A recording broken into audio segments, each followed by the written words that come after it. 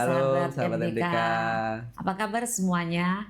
Tentu baik-baik saja, bukan? Puji Tuhan. Sudah lama ya kita tidak bertemu di dalam segmen kita, Kak Jeff. Ya. Segmen Secret Room. Yeay.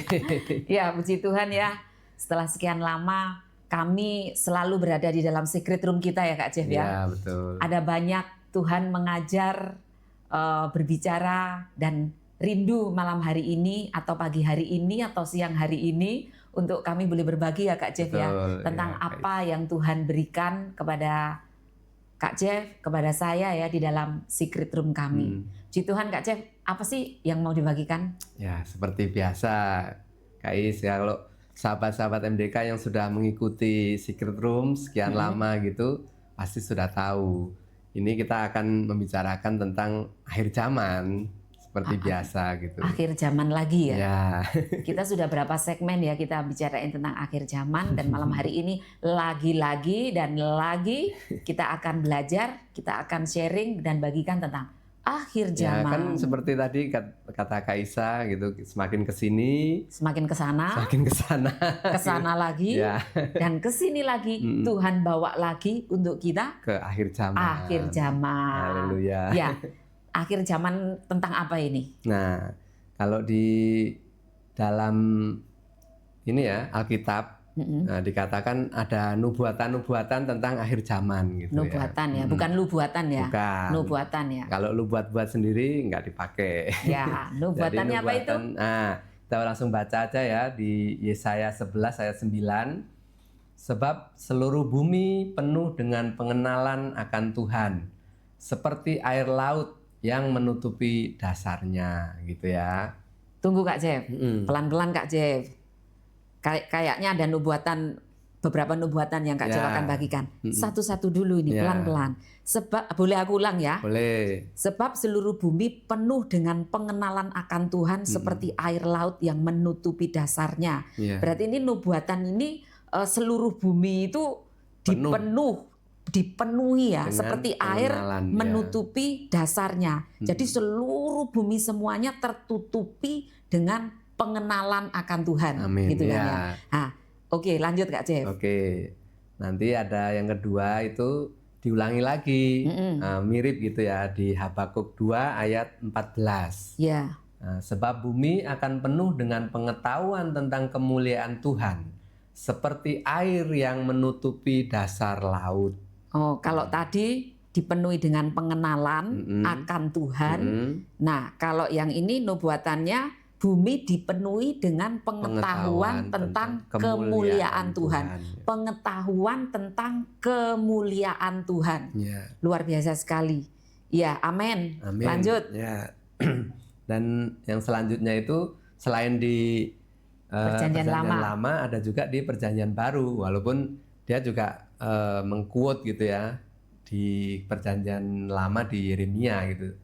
Dan mereka tidak akan mengajar lagi sesama warganya atau sesama saudaranya dengan mengatakan kenalah Tuhan, sebab mereka semua besar kecil akan mengenal aku. Besar kecil artinya kan seluruh generasi ya ini ya. Mau anak-anak, mau itu remaja, mau itu pemuda, mau itu dewasa, mau itu orang tua semuanya mengenal Tuhan. Ya, pengenalan akan Tuhan yang benar gitu ya, dan pengenalan sempurna akan Tuhan. Gitu. Ya. Itu ya nubuatan dari tadi yang pertama di Yesaya, di Habakuk, kemudian di Ibrani, ini tentang mengenal Tuhan ya. Jadi seluruh generasi itu nubuatannya, dan itu hari-hari ini itu sudah digenapi ya. Sudah digenapi. Semua orang mau besar, kecil, tua, muda, dari suku apapun, bangsa apapun, semuanya banyak yang sudah mengenal Tuhan. Banyak yang sudah mengenal Tuhan. Berbicara tentang mengenal Kak Jeff ya. Saya juga belajar tentang arti mengenal. Mengenal yang saya pelajari itu bukan hanya sekedar mengenal yang biasa-biasa Kak Jeff. Ya. Misalnya kalau kayak saya kenal presiden saya, kenal dong presiden saya namanya Bapak Prabowo gitu kan.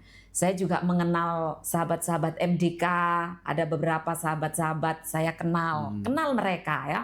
Mereka ada yang rambutnya keriting, kulitnya putih, ada yang hidungnya mancung, ada hidungnya yang pesek kayak saya. Saya mengenal mereka gitu kan. Mereka dari suku apa, mereka kesukaannya apa, mereka hobinya apa. Hobi sama kesukaan sama aja ya. Mirip ya. Mereka apa namanya? Kepribadiannya bagaimana. Saya mengenal mereka, itu mengenal.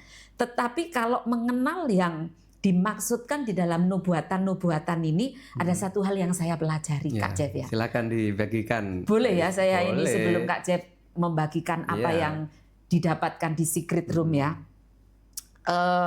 Di dalam bahasa Ibrani itu arti kata mengenal atau kenal itu yada. Mungkin yang belajar bahasa Ibrani saya sih hanya tahu karena lihat di Google ya sahabat ya. Yada itu dari bahasa Ibrani itu artinya kenal. Kalau di dalam bahasa Yunani ginosko itu sama, itu kenal atau mengenal.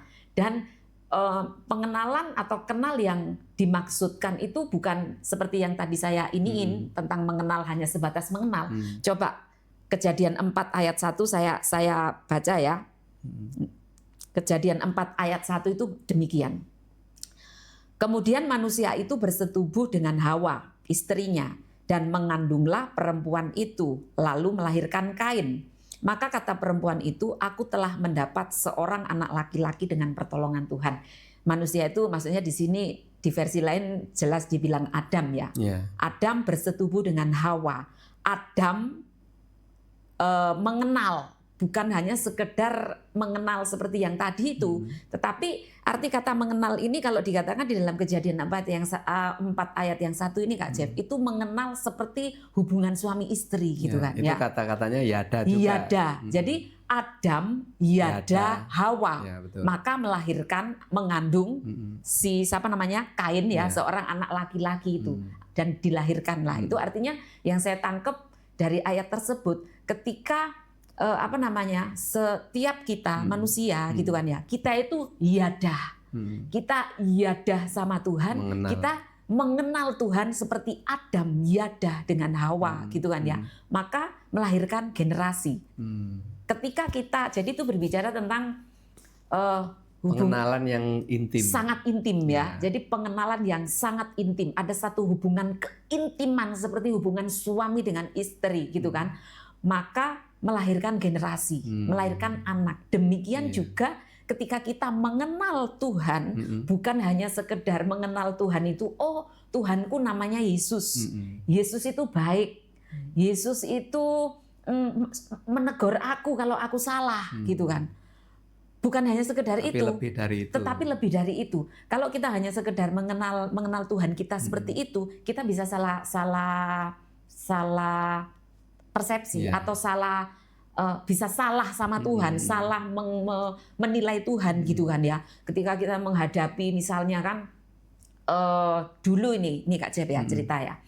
Saya pernah kejepit ya. Dulu ini dulu bukan sekarang. Kejepit jempolan saya kejepit pintu. Langsung ini belum kenal Kak Jeff itu masih sebatas mengenal gitu kan ya, belum yada. Ya. Jadi kejepit pintu ini sahabat ya, jempol saya ini. Langsung dalam hati saya, oh Tuhan, ampuni aku Tuhan. Aku salah apa Tuhan?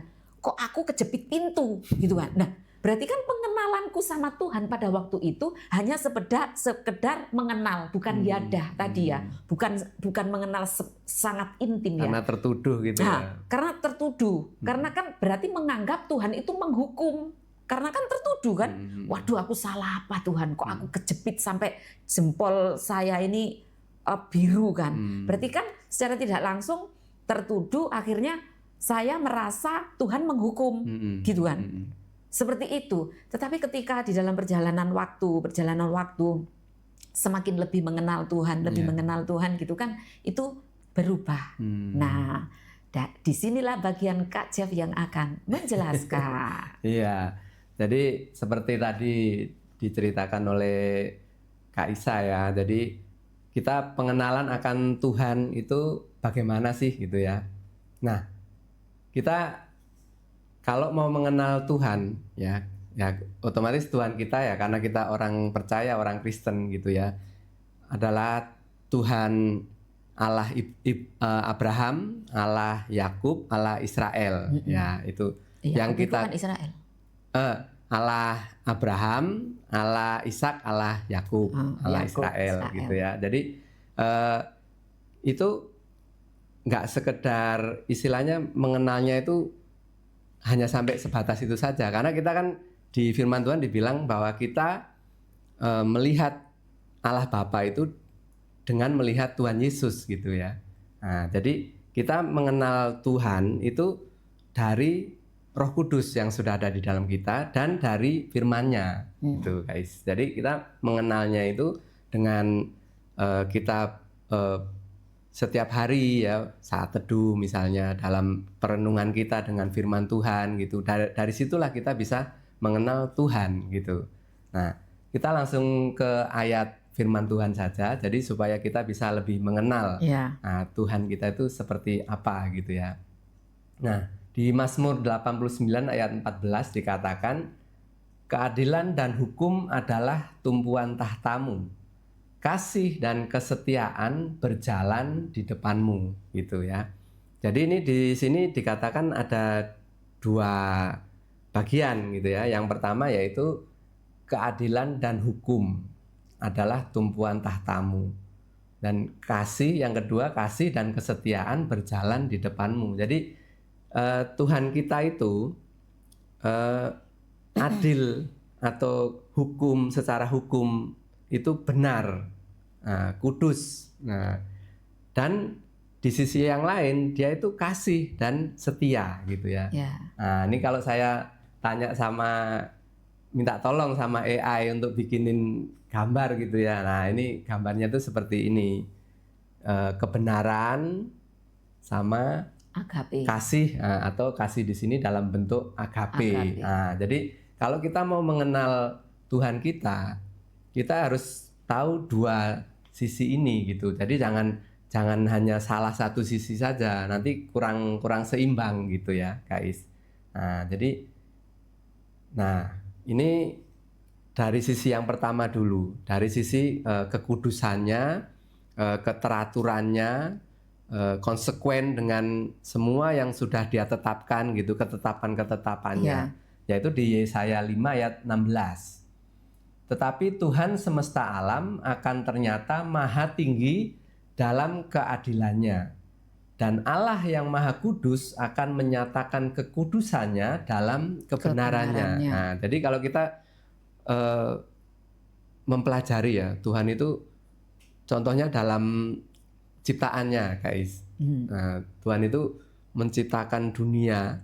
Nah, guys, dulu di SMA itu di IPA atau di IPS? IPS. Oh, IPS ya. Tapi IPA tentang tata surya gitu ikut kan? Iya. Ya, ada kan, ada pelajaran tentang tata surya gitu ya. Kalau kita lihat di dalam IPA atau sains gitu ya, semua planet-planet itu kan mengelilingi matahari tapi di porosnya sendiri, ya kan? Nggak ada yang bertabrakan. Nah, terus planet-planet ini berputar mengelilingi matahari. Nah, ternyata setelah pengetahuan bertambah banyak, ternyata nggak cuma satu matahari itu, ada banyak, namanya galaksi. Nah, itu sampai besar sekali alam semesta gitu ya. Itu besar sekali. Nah, tapi kenapa tidak saling bertabrakan satu dengan yang lain, guys? Pernah mikir nggak seperti itu? Ya pada waktu itu sih nggak mikir sih, kan belum ngerti. Karena dikasih tahu gurunya seperti itu, ya udah gitu ya. Ya, tapi jadi ternyata memang dia punya istilahnya ada hukum-hukumnya gitu ya. Contoh, ada kalau di bumi ya, benda yang kita lemparkan ke atas pasti turun ke bawah. Nah, itu namanya hukum gravitasi. Nah, artinya di sini Tuhan menciptakan segala sesuatu itu ada hukumnya, sudah ada patokannya masing-masing, sudah ada aturan mainnya gitu loh. Jadi Tuhan itu adalah Tuhan yang kalau orang Jawa mungkin biar lebih relate gitu ya, saklek gitu loh. Nah, jadi artinya Tuhan itu kudus, maha kudus ya, seperti tadi di yang Yesaya 5 ayat 16 itu ya. Dia adil. Nah, secara hukum itu legalis gitu ya. Ada Maha Kudus, ada Maha Benar. Nah, itu semuanya seperti itu. Jadi Tuhan seperti tadi yang di Mazmur tadi, kalau Tuhan mengingkari salah satu peraturannya, itu karena itu adalah tumpuan dari tahtanya, bisa runtuh tahtanya gitu ya. Ini kita pegang dulu yang pertama ini. Nah, itu yang pertama. Yang kedua, selain Tuhan itu legalis atau Maha Kudus, Maha Benar, sesuai dengan peraturan konsekuen gitu ya. Dia di sisi lain dia adalah kasih itu sendiri. Nah, itu kita bisa baca di 1 Yohanes 4 ayat 8b dan ayat 19. Ya. Jadi kalau yang di 8b, sebab Allah adalah kasih. Kasih di sini kalau bahasa Yunaninya itu agape.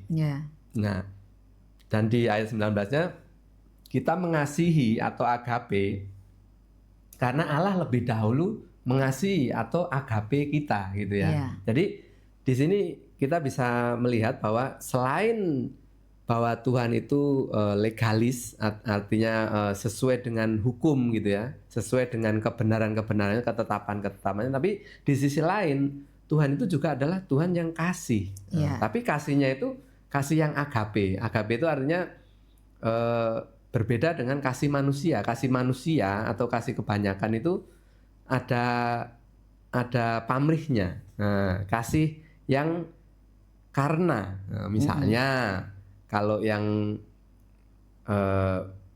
laki-laki dan perempuan misalnya, yang laki-laki kasih atau cinta sama yang perempuan karena cantik misalnya, atau karena baik misalnya, tapi karena jadi seperti yang kita dulu udah pernah singgung ya Kak Is ya. Jadi mungkin ada kasih yang karena kamu saudaraku, saudara kandung. Nah, ada juga yang kasih karena sesama manusia. Nah, kalau misalnya bukan manusia berarti nggak kasih gitu ya. Nah, tapi kalau kasih agape ini kasih yang walaupun berbeda. Kalau karena kan harus ada karenanya dulu baru mengasihi. Nah, kalau Tuhan itu mengasihi walaupun. Nah, contohnya ya, kita kalau di Roma 3 ayat 23 itu dikatakan bahwa semua orang sudah berbuat dosa dan kehilangan kemuliaan Tuhan gitu ya.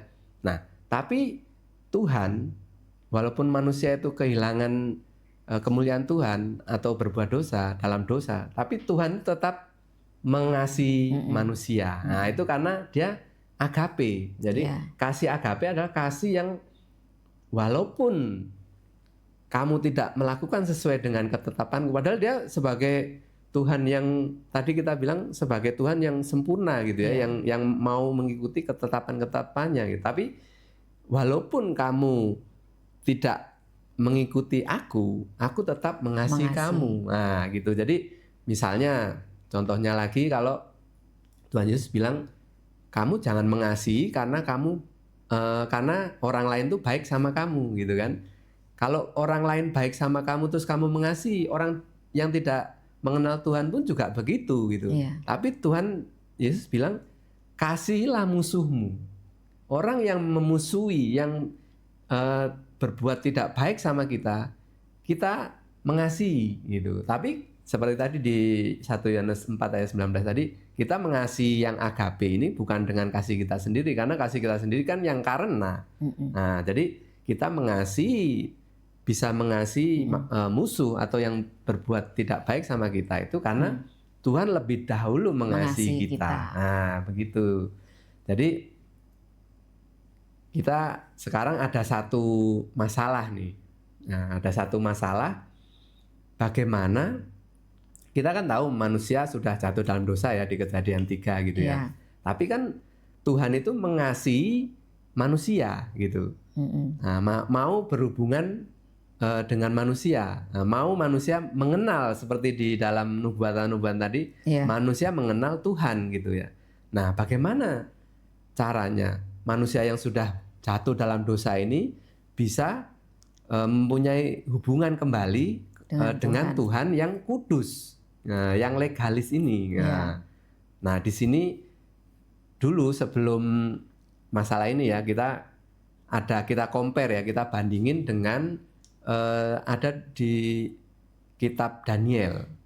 Nah, di kitab Daniel itu ada seorang raja bernama Darius. Itu dia mengasihi Daniel. Ya, dia seneng lah sama Daniel itu ya. Udah pernah dengar ceritanya Kak Is. Nah, itu dia seneng sama Daniel karena diberkati ya. Mungkin Daniel itu pinter gitu ya. Bisa istilahnya itu menyelesaikan banyak masalah buat dia gitu kan, bisa membantu dalam permasalahannya gitu. Nah, tapi ada orang-orang yang tidak suka sama Daniel. Nah, itu membuat sebuah hukum sehingga ditandatanganilah oleh sama Raja Darius itu, bahwa setiap orang yang tidak menyembah sama Darius atau menyembah yang lain dalam 30 hari itu dimasukkan ke gua singa. Mungkin di waktu di sekolah minggu ya, dengar cerita ini gitu ya. Saya yakin semua sahabat MDK juga udah pasti tahu gitu ya. Nah, posisinya si Darius ini saya bilang mirip gitu ya dengan posisinya Tuhan. Ya, saat Tuhan itu mengasihi manusia, tapi karena ada yang memfitnah atau nggak suka sama Daud ini, sama Daniel, dia dimasukkan ke gua singa gitu. Si Raja Dariusnya nggak mau sebenarnya karena mengasihi kan. Jadi, tapi karena dia seorang raja, dia harus konsekuen dengan peraturannya gitu kan. Nah, jadi mau nggak mau lah dimasukin gitu. Untung ada mujizatnya Tuhan, semua singanya dikatupkan mulutnya, nah gitu. Tapi kalau misalnya tidak, ya sudah, si Danielnya pasti sudah jadi santapan singa gitu kan. Nah, di sini kita lihat bahwa perbedaannya si Raja Darius dengan Tuhan. Tuhan itu bisa mengatasi masalah ini, bahwa bagaimana dia bisa tetap menjaga kekudusannya, artinya menjaga dia sesuai dengan peraturan, konsekuen dengan peraturannya sendiri, tapi tetap mempraktekkan kasih gitu. Nah, disinilah hikmat Tuhan, Kak Is. Jadi bisa kita lihat ke ini ya, gambar yang tadi ini ya. Nah, jadi jawabannya adalah salib, Kak Is. Salib. Nah, jadi di dalam salib ini, sebenarnya kalau Tuhan mau ini ya, mau dengan kemahakuasaannya mau tutup mata aja lah sama dosa manusia, yang penting aku mengasihi, mengampuni gitu ya, dosanya ditutupi gitu aja, bisa sebenarnya, bisa. Tapi enggak, Tuhan tetap harus sesuai mengampuninya, mengasihinya, tetap sesuai dengan aturan. Bagaimana caranya? Dengan salib. Di dalam salib inilah kita melihat Tuhan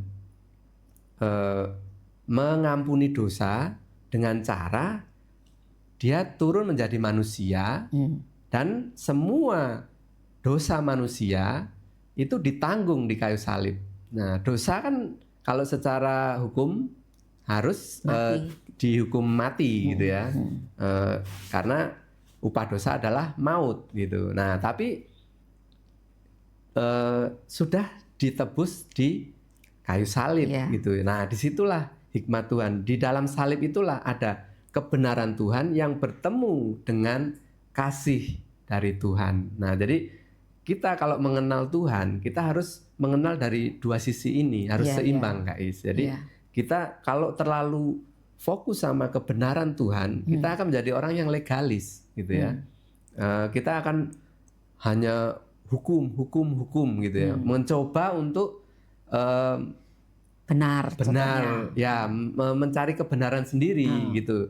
Padahal standarnya Tuhan itu tinggi sekali gitu ya. Seperti dan kita nggak bisa gitu, karena Tuhan Yesus bilang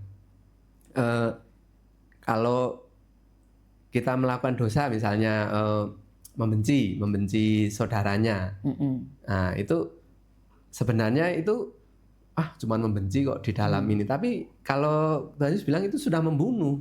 Nah, mungkin tidak membunuh, tapi dengan membenci aja dalam pikiran itu sudah membunuh gitu ya. Jadi belum dilakukan, masih di dalam pikiran itu sudah berdosa gitu. Jadi standarnya Tuhan itu tinggi sekali. Nah, tapi kita harus juga melihat bahwa ada kasih Tuhan gitu. Jadi kita itu diselamatkan, ditebus oleh Tuhan bukan karena kebaikan kita, tapi karena sudah ditebus di kayu salib itu tadi, Kak Is. Jadi kita harus melihat bahwa Tuhan itu kasih, juga Tuhan itu benar, kebenaran gitu. Jadi kalau kita terlalu fokus kepada kasih Tuhan, nah kita menyepelekan biasanya, ya kan?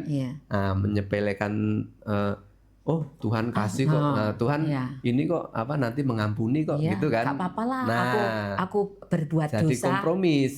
Yang satu legalis, yang satu kompromis. Betul. Makanya kita harus teguh dan melihat kepada salib. Disitulah kita bisa mengenal Tuhan dengan sempurna gitu. Jadi Tuhan itu mengasihi manusia tapi tetap konsekuen dengan peraturan-peraturannya. Nah, jadi kenapa musuh-musuh tidak bisa menjatuhkan Tuhan dalam tanda kutip? Bukan karena Tuhan itu maha kuasa terus semena-mena, enggak. Karena dia mempraktekkan kasihnya itu tetap di dalam koridor, tetap di dalam ketetapannya dia gitu. Kenapa? Ya, hukum dosa adalah maut gitu kan. Upah dosa adalah maut. Nah, itu sudah ditanggung di kayu salib gitu. Nah, jadi kita itu bisa benar, bisa kudus itu karena kasih Tuhan yang di dalam salib itu gitu, guys. Jadi ingat itu Kak Jeff. Tuhan datang bukan meniadakan hukum Taurat. Betul. Tapi menggenapi hukum Taurat. Iya, seperti itu kan. Tadi kan artinya yang kayak disampaikan sama Kak Jeff kan peraturan Tuhan itu tetap gitu. Hukum Taurat itu tetap. Tuhan tetap maha kudus, maha benar, maha adil gitu kan.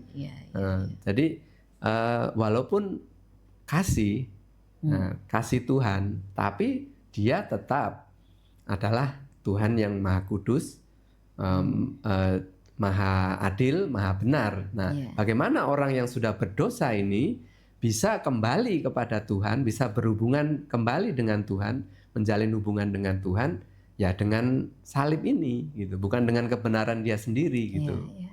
Itu, guys. Jadi mengenal Tuhan itu seperti yang ya itu tadi ya, benar-benar kita mengenal, bukan hanya sekedar kenal sedikit, tapi benar-benar mengenal yadah gitu kan, intim gitu kan. Betul. Seperti itu, maka kita akan mengerti ya bahwa Tuhan itu benar-benar kan bukan Tuhan yang menghukum atau Tuhan yang banyak kompromi, bukan gitu ya. Tapi seimbang gitu kan ya. Seimbang gitu. Tuhan punya peraturan, tapi Tuhan juga kasih gitu kan. Nah, kalau seperti yang saya ceritakan tadi ya, contoh waktu saya kejepit ini kan. Ketika ini contoh kecil saja. Ketika semakin kesini saya mengenal Tuhan ya, mengenal Tuhan, semakin mengenal dan mengenal. Ketika saya menghadapi sesuatu, kalau saya tadi contohnya kejepit sampai biru, saya nggak lagi merasa tertuduh, tapi saya akhirnya gini, oh Tuhan terima kasih gitu kan ya. Memang saya kurang hati-hati gitu kan, atau apa gitu kan ya. Roma 8:2 akhirnya kembali ke firman gitu kan ya. Pasti ini ada maksud Tuhan gitu kan ya. Kenapa? Jadi bukan hanya masalah Roma 8 ayat 28 apa guys? Roma 8 ayat 28 pasti hafal. Allah turut bekerja dalam segala sesuatu untuk mendatangkan kebaikan. Karena ketika saya mengenal Tuhan yang lebih lagi, selalu saya kembali kepada firman sahabat. Apapun itu gitu kan. Ketika menghadapi namanya kita dalam kehidupan kan ya tidak terlepas dari segala macam masalah ya. Apalagi keadaan pergumulan, apalagi keadaan hari-hari ini ya. Sampai muncul lagu itu apa? Walaupun gunung. Bukan, ada ini. Apa tuh? Yesua Abraham juga ini di muncul di FYP ini. Setinggi-tingginya dolar. Lebih tinggi kasih Yesusku. Lebih update ini ya. Loh, muncul di FYP kok ya. Yesua terima kasih. Akhirnya banyak yang cover-cover juga lagi itu. Jadi mereka Yesua entah siapa itu muncul lagu itu jadi diplesetin seperti itu. itu karena mengenal Tuhan, Kak Jeff. Betul. Kalau nggak mengenal Tuhan sungguh-sungguh, Fokusnya ke dolar. Ke dolar gitu kan. Tapi ini fokusnya ke kasih gitu kan. Betul. Jadi dia tetap ya udah dolar naik kok, setinggi-tinggian dolar terserah kayak, tetapi lebih tinggi kasih Yesusku. Seperti itu ya. Jadi ketika menghadapi segala sesuatu ada banyak hal yang terjadi, kembali kepada firman. Makanya kan kita baca firman setiap hari. Tadi awal-awal Kak Jeff bilang kan ya, kita bagaimana mengenal Tuhan itu dengan cara apa? Kita baca Alkitab setiap hari, kita berdoa, kita bersekutu, kita beribadah, apapun itu tidak ada yang sia-sia. Benar ya Kak Jeff ya? Karena dari situ pengenalan kita akan bisa mengenal Tuhan kan bertumbuh ya. Bertumbuh lebih sempurna, lebih sempurna lagi gitu. Semakin hari semakin sempurna gitu. Seperti kita juga kan ya. Iya. Setiap hari kan mengenal terus kita, mengenal, terus mengenal. Iya loh sahabat, ini sedikit keluar dari ini ya. Jadi tahun pertama, kemudian 5 tahun muncul. Sudah 5 tahun kok aku baru mengenal kamu ya, gitu loh sahabat. Sudah 10 tahun, masih lagi, bahkan sampai sekarang sudah 20 tahun lebih ya, masih lagi gitu kan. Saya juga masih terus ya. Nah, demikian juga kita sama Tuhan ya sahabat. Setiap hari ketika kita bersama-sama terus di dalam secret room kami, di rumah juga ya, secret room kami di Menara Doa Kasih, di persekutuan ya. Disitulah bagaimana kita itu membangun pengenalan kita kepada Tuhan ya Kak Jeff ya. Keintiman, di situ Tuhan terus mengajar, setiap hari ditambahkan, terus ditambahkan gitu. Akhirnya kita semakin mengerti ya. Karena firman Tuhan itu, wow, kalau kita mau ini nggak ada habis-habisnya. Karena firman Tuhan itu unlimited ya Kak Jeff ya. Unlimited, pokoknya, walaupun dengan 1 ayat hari ini dan seminggu ke depan dan bulan depan, tahun depan, itu pewahyuan, hikmat itu bisa bertambah-tambah gitu. Seperti itu Kak Jeff. Luar biasa ya. Kalau kita mengenal Tuhan, kita salib inilah ya, ininya. Di puncaknya dari istilahnya pengenalan akan Tuhan itu, hikmat Tuhan itu di situ. Jadi kebenaran Tuhan bertemu dengan kasihnya Tuhan gitu, guys. Saya boleh nambahin 1 ayat enggak? Boleh, silakan. Hosea 6 ayat 6 itu demikian, sahabat. Sebab aku menyukai kasih setia dan bukan korban sembelihan, dan menyukai pengenalan akan Allah lebih daripada korban-korban bakaran. Kalau saya baca sepintas ayat ini, kalau di versi mudah dibacanya demikian. Itu terjadi karena aku menginginkan kasih setia bukan persembahan. Aku ingin orang mengenal Allah, bukan membawa korban bakaran. Kalau menurut Kak Jeff ini gimana maksudnya? Korban kan berbicara tentang ibadah, mungkin begini. Ibadah yang secara ini ya, secara lahiriah. Ya, kayak ritual gitu loh, ritual. Aku sudah setiap hari ke gereja misalnya, Senin sampai Senin. 1 hari sudah berdoa 3 kali, 5 kali, 10 kali. Mungkin aku sudah habis-habisan tenagaku, aku bantuin di gereja, aku melayani ini, aku mendoakan orang sakit, aku kunjungan ke sini, aku melakukan ini, melakukan itu, apalagi. Wis pokoknya, maaf ini kok bahasa Jawanya keluar ya. Pokoknya habis-habisan lah ya. Tapi tanpa pengenalan akan Tuhan akan menjadi percuma gitu. Kalau menurut firman itu tadi. Menurut HG itu seperti ini ya. Jadi artinya kita itu mengenal dulu, baru karena kita mengenal Tuhan itu kasih. Kita juga kan tadi dibilangkan kita mengasihi karena Tuhan mengasihi lebih dahulu gitu ya. Baru kita mengasihi gitu. Kalau kita mengasihi dengan kekuatan kita sendiri, tentu saja akan ada habisnya gitu, akan ada titik jenuhnya gitu kan. Tapi kalau kita mengasihi dengan agape-nya Tuhan, nggak akan ada titik jenuhnya. Bahkan musuh aja kita kasih gitu guys. Nah, jadi pengenalan dulu, baru ibadah, atau artinya yang ritualnya gitu. Jadi jangan kita fokus ke ritualnya, malah nggak tanpa mengenal Tuhan gitu. Iya. Betul. Seperti ketika kita, saya sahabat sama Kak Jeff gitu kan ya. Karena saya kenal ya, benar-benar mengenal Kak Jeff. Jadi saya melayani dia bukan supaya Kak Jeff itu cinta sama saya gitu kan ya. Saya melayani, saya sebagai istri gitu kan, saya melayani, mengambilkan minum, menyiapkan makan, menyiapkan pakaian dan lain sebagainya seperti itu kan karena bukan supaya Kak Jeff cinta sama saya, tapi karena saya tahu Kak Jeff cinta sama saya dan dari dalam hati saya ini langsung bukan nyogok ya. Nah, artinya kan Tuhan juga gitu kan ya. Betul. Ketika kita kenal Tuhan, gitu kan bukan berarti kita melayani supaya Tuhan mengasihi kita gitu kan. Karena Tuhan sudah mengasihi, makanya langsung otomatis dari dalam hati kita itu kita melayani dan mengasihi Tuhan juga gitu. Jadi enggak aku sudah setiap hari ke gereja, aku sudah memberikan persembahanku 90% mungkin kan. Kok doaku belum dijawab. Nah, itu terbalik ya Kak Jeff. Seperti itu. Dan kenapa kita itu perlu untuk mengenal akan Tuhan gitu. Dan tadi seperti tadi di nubuatan-nubuatan seluruh bumi akan dipenuhi oleh pengenalan Tuhan. Kenapa? Karena nanti Tuhan Yesus akan datang yang kedua kali untuk menjemput kita gerejanya.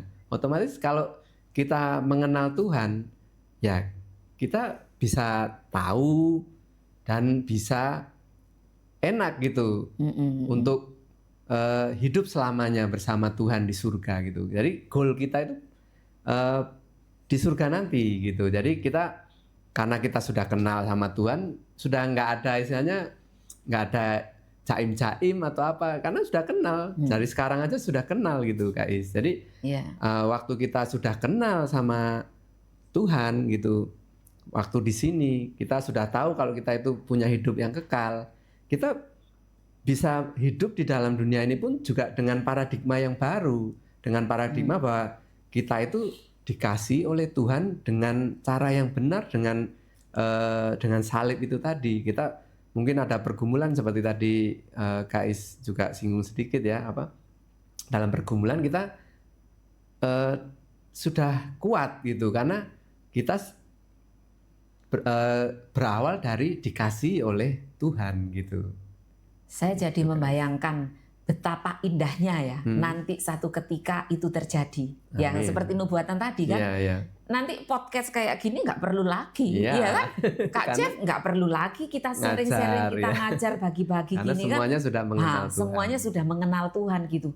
Podcast tidak perlu, sosial media tidak perlu, TV tidak perlu, YouTube tidak perlu, semuanya tidak perlu. Dari karena firman Tuhan. Iya, kita mengenal Tuhan semuanya seperti amin. Itu ya. Ini membantu ya kita untuk membantu mengajar mulai mengenal Tuhan ya kan? Dengan firman Tuhan gitu, dengan saat teduh, dengan pujian penyembahan gitu. Itu guys. Itu ya. Ya. Ada lagi Kak Jeff? Kayaknya udah cukup, ini udah banyak sekali ini yang kita bicarakan, pasti memberkati sahabat-sahabat MDK semua. Tapi kayaknya masih kepingin lama ya sahabat ya.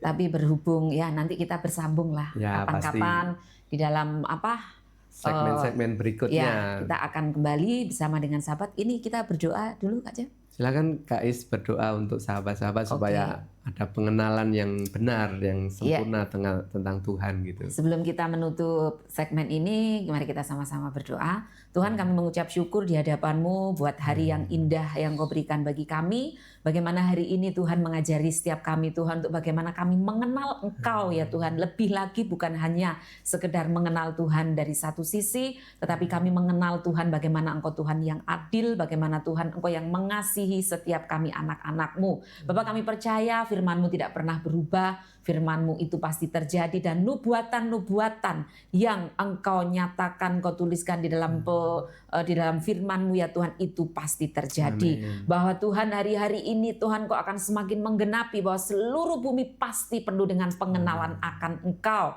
Seluruh bumi pasti penuh Tuhan Yesus dengan pengetahuan tentang kemuliaan Tuhan. Seperti air yang menutupi dasar laut ya Bapak, kami percaya apa yang sudah boleh kami bagikan di dalam secret room hari ini ya Tuhan boleh menjadi berkat bagi sahabat-sahabat dimanapun berada. Kami mengucap syukur Tuhan Yesus. Segala kemuliaan, pujian, hormat hanya bagi Engkau di dalam nama Yesus. Haleluya. Amin. Amin. Terima kasih sahabat-sahabat di rumah dimanapun berada. Sampai bertemu di segmen-segmen Secret Room selanjutnya. Tuhan Yesus memberkati. Bye-bye.